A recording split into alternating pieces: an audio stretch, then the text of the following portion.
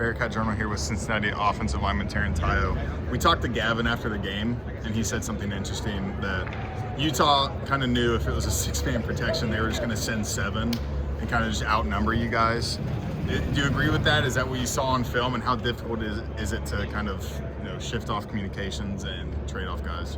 Yeah, they're bringing a lot of pressure from the right side, left side, really all over the field. So the communication aspect is we were trying to get better every drive, obviously. That's always the goal, is to just get better at protecting every single drive. But yeah, they're setting a lot of pressure, and that's something that we have to be ready for the rest of the games this year. Is there, and this could be a really stupid question, but is there anything you guys can do about them batting balls down at the line of scrimmage, or is that just them being athletic and having good reaction time, basically? We can use different sets to kind of get our hands on them faster. Yeah.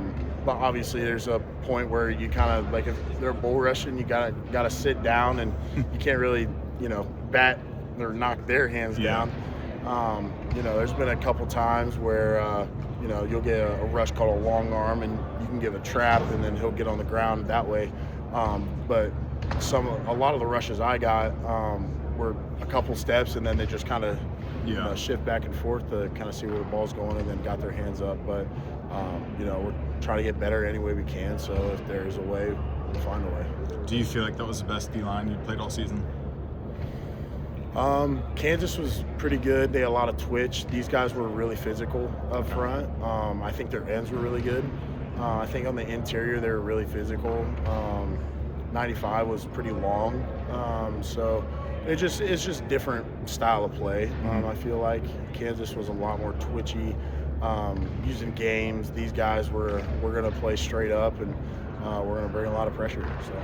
Christian Harrison said after the game that it might have been needed to have a game like that because you guys had won 7 in a row, played really good football. Do you kind of see that as a humbling experience, saying there's areas where we can definitely get better going forward?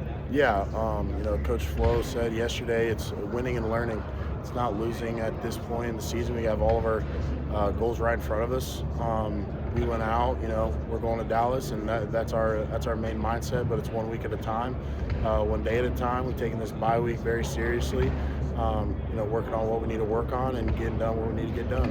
And, just after this week, preparing for Arizona and doing the best we can to, prepare in every way that we can get better. Had you ever played a game at 10:15 Eastern time in your career?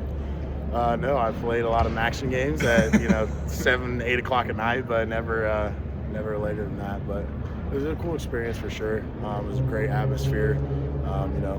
Didn't execute as well as we wanted to, but get better. Had you ever played out west, like in the altitude like that? Can you tell a difference when you're? I could tell a difference the day after, and maybe like the third, fourth quarter. I was like, it's starting to get a little bit itchy, but it's part of the game. So. Yeah.